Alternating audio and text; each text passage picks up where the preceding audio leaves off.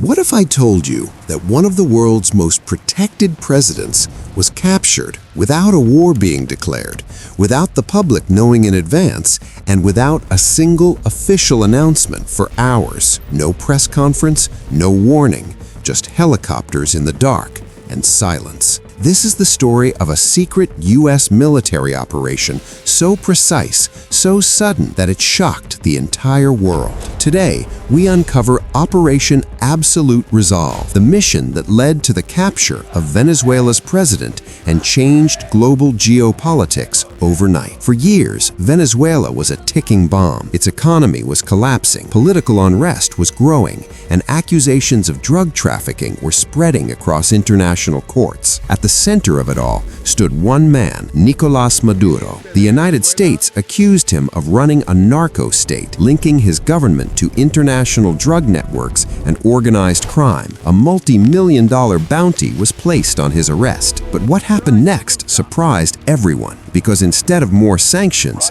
instead of negotiations, the U.S. allegedly chose a far more dangerous option: direct action. By the mid-2020s, Venezuela was no longer seen as just a political problem. U.S. intelligence agencies began labeling it a regional security threat. According to reports, the country had become a major transit hub for cocaine. Armed groups were operating with protection, and foreign adversaries were expanding their influence just miles from U.S. territory. In Washington, the message became clear. Maduro was no longer just a president. He was a high-value target, and when diplomacy failed, military planners quietly began discussing options that never appear in public headlines. Operations like this don't begin with soldiers, they begin with intelligence. For years, U.S. agencies tracked Maduro's every movement, his daily routines, his security rotations, his trusted inner circle, his safe houses. This process is known as pattern of life analysis. Every habit becomes a weakness. Every routine becomes predictable.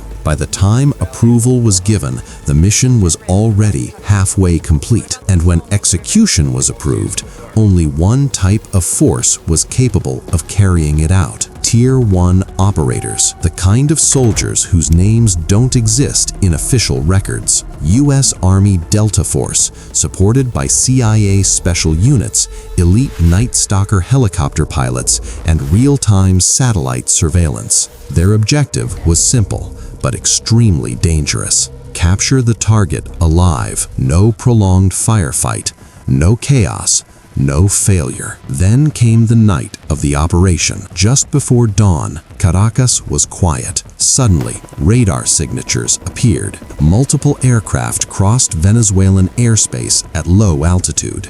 Electronic warfare systems activated.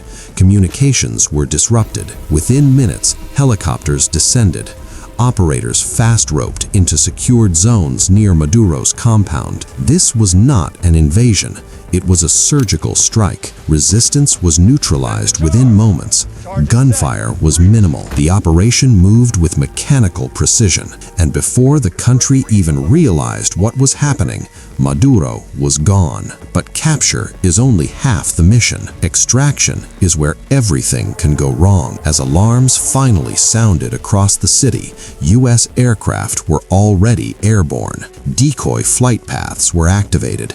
Air defense systems were confused. Radar signals vanished. Within minutes, the task force exited Venezuelan territory. No announcement, no confirmation, only silence. Then the news broke, and the world froze. Supporters called it justice. Critics called it an act of aggression. Protests erupted across Latin America. Emergency meetings were called at the United Nations. Allies were forced to choose sides. One thing became clear: the rules had changed. If a sitting president could be captured like this, then no leader was truly untouchable anymore. The legal and moral debate began immediately. Supporters argued Maduro was already indicted for international crimes, that the mission prevented further regional instability. Opponents argued national sovereignty had been violated, that international law had been ignored, and that a dangerous precedent had been set. This wasn't just a military operation, it was a message. Modern wars don't always look like wars. Sometimes they happen in silence, at night, without explosions on live television, and by the time the world hears about them, they're already over. If you want more real stories about secret operations, global power plays, and hidden wars, make sure to like, subscribe, and turn on notifications, because the next story might already be happening.